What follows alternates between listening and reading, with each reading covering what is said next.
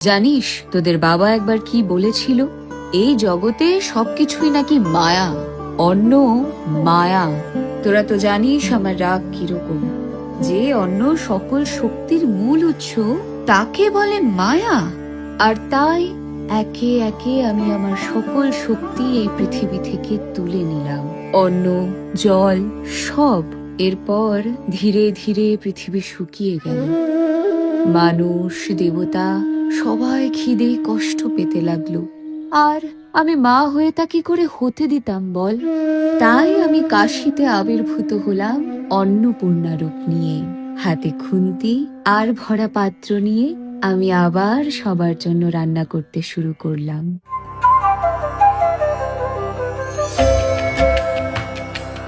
তখন তোদের বাবা নিজের ভুল বুঝতে পারলেন। তিনি আমার কাছে এলেন ভিখারির বেশে, আর আমি নিজের হাতে তাকে অন্ন ভিক্ষা দিলাম।